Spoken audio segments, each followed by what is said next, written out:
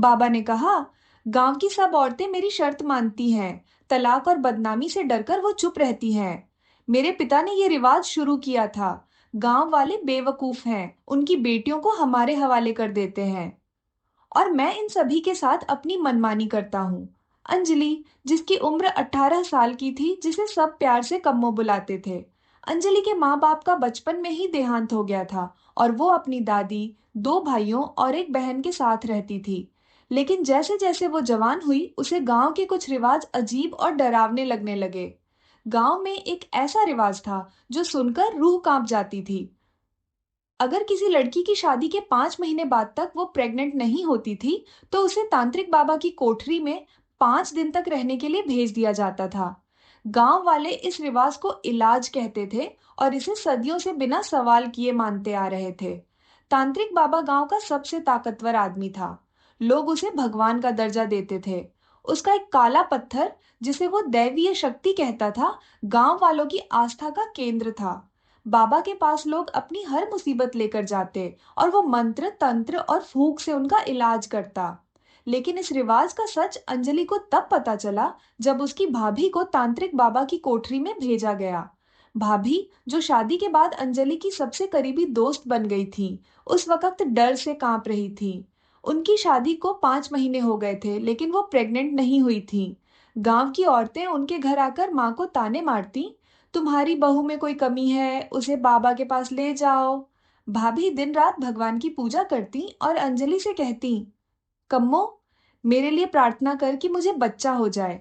मैं उस कोठरी में नहीं जाना चाहती। अंजलि ने भाभी से पूछा, आखिर उस कोठरी में होता क्या है? लोग इतना डरते क्यों हैं? भाभी की आंखें नम हो गईं। उनका चेहरा पीला पड़ गया। वो रोते हुए बोली, कम्मो, तू अभी छोटी है, इन बातों में मत पड़। बस इतना जान ले कि भगवान किसी लड़की पर ऐसा जुल्म न करे जैसा हमारे गांव की लड़कियों पर होता है। अंजलि का दिल डर से सिहर उठा। भाभी की बातें उसके मन में एक सवाल बनकर अटक गईं। वो सोचती, आखिर ऐसा क्या होता है उस कोठरी में जो भाभी इतना डर रही है? जब भाभी को लेने गांव की औरतें आईं, तो वो फूट फूट कर रोने लगी। अंजलि ने मां से कहा, भाभी को जबरदस्ती क्यों भेज रहे हैं? वो नहीं जाना चाहती। मां ने गुस्से में डांटा, चुप रह कम्मो, तू छोटी है, इन बातों में मत बोल। अगर भाभी नहीं गई तो तेरा भाई उन्हें तलाक दे देगा। गांव का रिवाज है, इसे मानना पड़ता है। अंजलि चुप हो गई, लेकिन उसका मन बेचैन था। भाभी रोते हुए गई और 5 दिन बाद लौटी। उनकी हालत देखकर अंजलि का दिल टूट गया। भाभी पहले से कमजोर हो गई थी। उनकी आंखों के नीचे काले घेरे थे और वो खामोश रहती थी। वो किसी से बात नहीं करती थी, न ही मुस्कुराती थी। माँ ने कहा, बाबा के इलाज से ऐसा होता है, जल्दी ठीक हो जाएंगी। लेकिन अंजलि को यकीन नहीं हुआ। 1 महीने बाद खबर आई कि भाभी प्रेग्नेंट है। गांव में मिठाइयां बंटी, लोग खुशियां मनाने लगे, लेकिन भाभी की आंखों में वो दुख अभी भी था। अंजलि ने एक दिन चुपके से भाभी से पूछा, भाभी, उस कोठरी में क्या हुआ? आप इतना क्यों डर रही थी? भाभी की आंखें भर आईं। वो बोली, कम्मो, ये मत पूछ, बस इतना समझ ले कि इस रिवाज ने मेरी जिंदगी बर्बाद कर दी। अंजलि का मन और उलझ गया। वो सोचती, आखिर ऐसा क्या हुआ कि भाभी इतनी टूट गई? अंजलि की जिंदगी में एक और राज था जो गांव वालों को नहीं पता था। गांव में लड़कियों को पढ़ाने का कोई रिवाज नहीं था। उनके जन्म के साथ ही दहेज इकट्ठा करना शुरू हो जाता और जवानी की दहलीज पर उनकी शादी कर दी जाती। शादी भी सिर्फ गांव के लड़कों से होती थी। गांव से बाहर शादी करना पाप माना जाता था। अंजलि को याद था, जब वो 12 साल की थी, तब एक लड़की ने दूसरे गांव के लड़के से शादी की बात की थी। गांव में हंगामा मच गया। लड़के ने गिड़गिड़ाया, अपने माँ बाप को रिश्ता लेकर भेजा, लेकिन तांत्रिक बाबा, जो गांव का सरपंच भी था, ने मना कर दिया। उसने कहा, ऐसी शादी से गांव पर मुसीबत आएगी। लड़के को उसके घर वालों ने कमरे में बंद कर दिया और कुछ दिन बाद खबर आई कि उसने फांसी लगा ली। अंजलि उस वक्त छोटी थी, लेकिन ये घटना उसके मन में गहरे तक अटक गई। उसे पढ़ने का बहुत शौक था, लेकिन पिता ने चौथी कक्षा के बाद पढ़ाई बंद करवा दी। वो कहते, लड़कियों का काम घर संभालना है, पढ़ाई नहीं। अंजलि रोई, तड़पी, लेकिन पिता नहीं पिघले। उसकी एक सहेली ने सलाह दी, तांत्रिक बाबा से सिफारिश करवा, वो गांव का सबसे बड़ा आदमी है। उसकी बात सब मानते हैं। अंजलि ने सोचा कि शायद बाबा उसकी मदद करेंगे। एक दिन जब घरवाले कहीं गए थे, वो बाबा के पास जाने निकली। रास्ते में एक छोटा सा घर पड़ा, जहां से एक लड़की ने उसे आवाज दी। वो थी अवंतिका, एक पढ़ी लिखी औरत जो गांव के एक कोने में अकेली रहती थी। उसके कपड़े, बोलने का लहजा और आत्मविश्वास गांव की औरतों से बिल्कुल अलग था। अवंतिका ने पूछा, इतनी धूप में कहाँ जा रही है? अंजलि ने सारी बात बताई। अवंतिका मुस्कुराई और बोली, बाबा के पास मत जा, मैं तुझे पढ़ाऊंगी। अगले 6 साल तक अंजलि चोरी छुपके अवंतिका के घर पढ़ने जाती रही। दोपहर में जब घर वाले सोते, वो किताबें और कॉपियां लेकर निकल पड़ती। अवंतिका ने उसे न सिर्फ पढ़ाया, बल्कि 9वीं और 10वीं के एग्जाम भी दिलवाए। अंजलि ने हाई स्कूल पूरा किया। ये बात सिर्फ उसकी माँ और बहन को पता थी। बाकी घर वालों से ये राज छुपा रहा। अवंतिका के बारे में गांव में एक कड़वा सच था। सालों पहले जब उनकी शादी हुई तो वो प्रेग्नेंट नहीं हुई थी। गांव वालों ने उन्हें तांत्रिक बाबा के पास भेजने की सलाह दी, लेकिन अवंतिका ने इनकार कर दिया। उन्होंने कहा, मैं किसी ढोंगी बाबा पर भरोसा नहीं करती। इसके बाद उनके परिवार और ससुराल वालों ने उनसे रिश्ते तोड़ लिए। गांव वालों ने उनके साथ हर तरह का संपर्क खत्म कर दिया। वो अपने घर में अकेली रहती थी, जैसे एक कैदी। अंजलि को यह सुनकर दुख हुआ, लेकिन अवंतिका की हिम्मत ने उसे प्रेरणा दी। वो सोचती, अवंतिका मैम इतनी मजबूत है, मैं भी उनके जैसी बनूंगी। लेकिन उसे नहीं पता था कि उसकी जिंदगी में भी वही तूफान आने वाला है। वक्त बीता और अंजलि के बड़े भाई और बहन की शादी एक ही दिन हुई। बहन ससुराल चली गई और भाभी घर आई। भाभी सुशील, संस्कारी और बहुत प्यारी थी। वो दिन रात भगवान की पूजा करती और अंजलि से कहती, कम्मो, मेरे लिए प्रार्थना कर कि मुझे जल्द बच्चा हो जाए। मैं उस कोठरी में नहीं जाना चाहती। अंजलि ने भाभी को समझाया, किसी शहर के डॉक्टर से इलाज करवाइए। लेकिन भाभी ने कहा, हमारे गांव में सिर्फ तांत्रिक बाबा का इलाज होता है। यहाँ डॉक्टर की बात कोई नहीं मानता। भाभी की शादी को 4 महीने हुए तो गांव की औरतें माँ को ताने मारने लगीं। तुम्हारी बहू को बाबा के पास ले जाओ। भाभी डर से कांपने लगी। वो दिन रात रोती रहती। जब 5 महीने पूरे हुए और भाभी प्रेग्नेंट नहीं हुई, तो गांव की औरतें उन्हें लेने आईं। भाभी फूट फूट कर रो रही थी। अंजलि ने माँ से कहा, भाभी को जबरदस्ती क्यों भेज रहे हैं? वो नहीं जाना चाहती। माँ ने गुस्से में डांटा, चुप रह कम्मो, अगर भाभी नहीं गई तो तेरा भाई उन्हें तलाक दे देगा। गांव का रिवाज है, इसे मानना पड़ता है। अंजलि चुप हो गई, लेकिन उसका मन बेचैन था। भाभी रोते हुए गई और अंजलि उनके लिए प्रार्थना करती रही। 5 दिन बाद भाभी लौटी, लेकिन वो पहले वाली भाभी नहीं थी। उनकी आंखों की चमक गायब थी। वो कमजोर हो गई थी और उनकी आंखों के नीचे काले घेरे पड़ गए थे। वो किसी से बात नहीं करती थी। अंजलि ने माँ से पूछा, भाभी को क्या हुआ? माँ ने कहा, बाबा के इलाज से ऐसा होता है, जल्दी ठीक हो जाएंगी।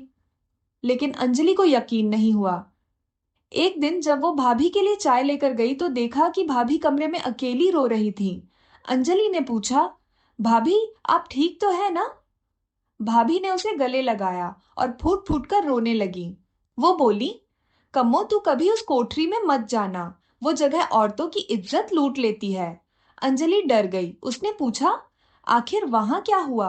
भाभी ने सिर्फ इतना कहा, मैं कुछ नहीं बता सकती, बस इतना जान ले कि इस रिवाज ने मेरी जिंदगी तबाह कर दी। 1 महीने बाद खबर आई कि भाभी प्रेग्नेंट है। गांव में मिठाइयां बटी, लोग खुशियां मनाने लगे, लेकिन भाभी की आंखों में दुख था। वो अपनी बेटी को जन्म देने के बाद भी उसे देखती तक नहीं थी। वो कहती, ये मेरी बेटी नहीं, मैं गंदी हो गई हूं। अंजलि को भाभी की हालत पर तरस आता। वो सोचती, आखिर उस कोठरी में ऐसा क्या होता है जो भाभी को इस कदर तोड़ गया? कुछ साल बाद अंजलि की एक पक्की सहेली की शादी हुई। वो भी 5 महीने तक प्रेग्नेंट नहीं हुई, तो उसे तांत्रिक बाबा के पास भेजा गया। लेकिन जब वो लौटी तो वो खुश थी। उसने अंजलि से कहा, वहां सिर्फ तंत्र मंत्र और पूजा होती है, बाबा बहुत अच्छे हैं, कुछ गलत नहीं हुआ। अंजलि उलझन में पड़ गई। एक ही जगह के बारे में दो अलग अलग बातें। भाभी कहती थी कि वहां जुल्म होता है और सहेली कहती थी कि सब ठीक है, सच क्या था? अंजलि ने सोचा, मुझे खुद सच जानना होगा। वक्त बीता और अंजलि की शादी हो गई। उसका पति रोहन एक नेक और प्यार करने वाला इंसान था। ससुराल में सब उसे बहुत प्यार करते थे। अंजलि खुश थी। रोहन उसका हर सपना पूरा करना चाहता था। वो कहता, कम्मो, तू जो चाहे वो कर, मैं हमेशा तेरे साथ हूँ।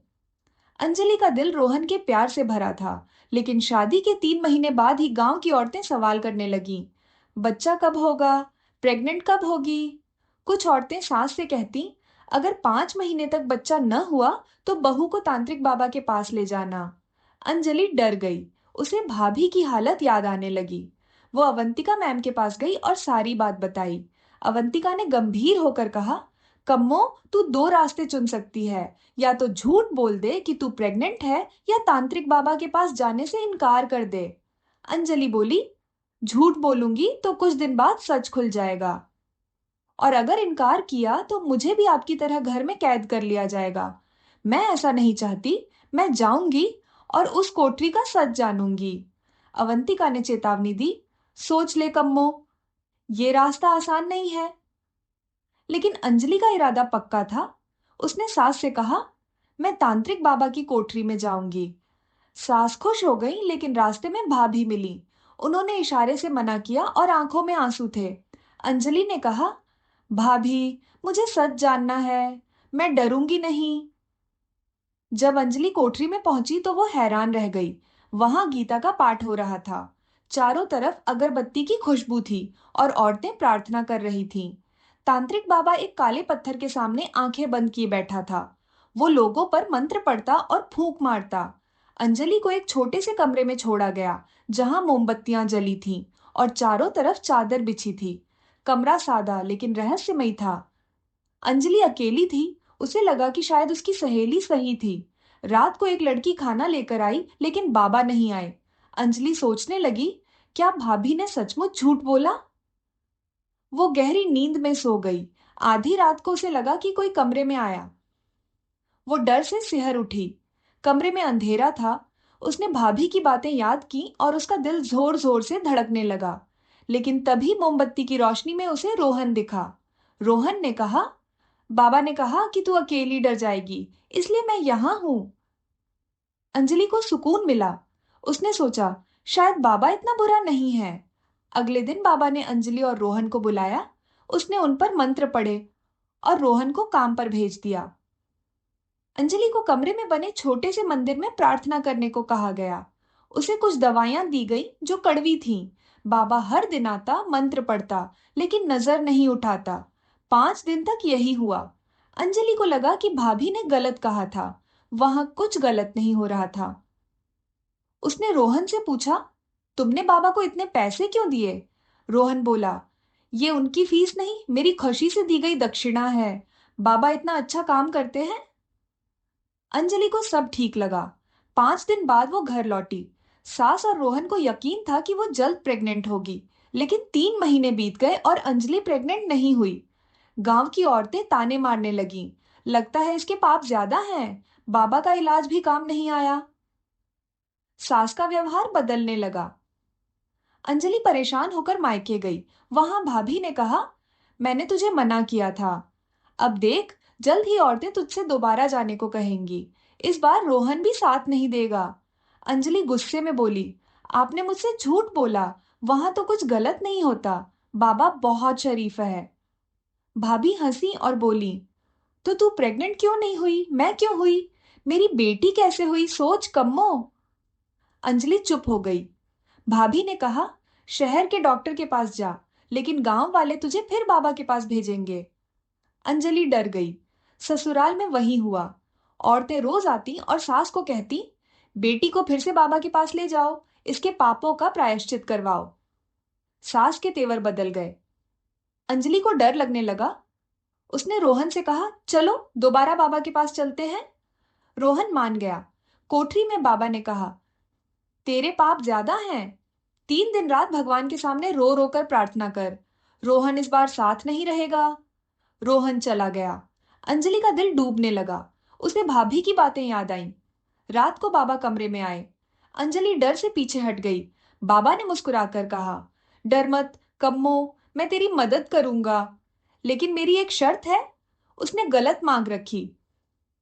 अंजलि की सांस रुक गई। वो समझ गई कि भाभी सही थी। बाबा ने कहा, सब औरतियां मेरी शर्त मानती हैं। तलाक और बदनामी से डरकर वो चुप रहती हैं। मेरे पिता ने ये रिवाज शुरू किया था। गांव वाले बेवकूफ हैं, उनकी बेटियों को हमारे हवाले कर देते हैं। अंजलि के दिमाग में बिजली कौंधी। उसने पूछा, पहली बार सब ठीक क्यों था? बाबा बोला, मेरी जासूस औरतों ने बताया कि तू सच जानने आई है। इसलिए मैंने माहौल बदला। मैंने पूजा पाठ और गीता का ढोंग रचाया, लेकिन अब तू फंस गई। अंजलि ने हिम्मत दिखाई। उसने पहले से ही गांव के कुछ लोगों को पर्दे के पीछे छुपाया था। उसने कहा, सच बता वरना सब सुन लेंगे। बाबा ने हंसते हुए सारी सच्चाई उगल दी। उसने बताया कि कैसे वो औरतों को ब्लैकमेल करता है, कैसे उसने गांव की भोली औरतों की इज्जत लूटी। उसने कहा, मेरी जासूस औरतें हर उस घर में जाती हैं जहां बच्चा नहीं होता। मैंने तुझे भी दोबारा यहां बुलवाया। अंजलि ने जोर से चिल्लाया, बस अब बहुत हो गया। उसने पर्दा हटाया। गांव वाले बाहर निकले। रोहन, कुछ जवान लड़के और औरतें वहां थे। रोहन ने बाबा की पिटाई शुरू की। औरतों ने जासूस औरतों को पकड़ा। गांव वाल बजे की हकीकत थी। बाबा को पुलिस के हवाले कर दिया गया। उसकी कोठरी को जला दिया गया। गांव का माहौल बदल गया। लोग अंधविश्वास से बाहर निकले। लड़कियों को स्कूल भेजा जाने लगा। अंजलि ने बाद में एक प्यारे से बेटे को जन्म दिया। अवंतिका मैम ने उसे गले लगाया और कहा, कम्मो, तूने वो कर दिखाया जो मैं न कर सकी। भाभी ने भी अंजलि का शुक्रिया अदा किया। उसने कहा, तेरी हिम्मत ने मुझे नई जिंदगी दी। अंजलि की सहेली ने माफी मांगी। उसने बताया कि उसे बाबा ने तलाक की धमकी दी थी, इसलिए उसने सच छुपाया।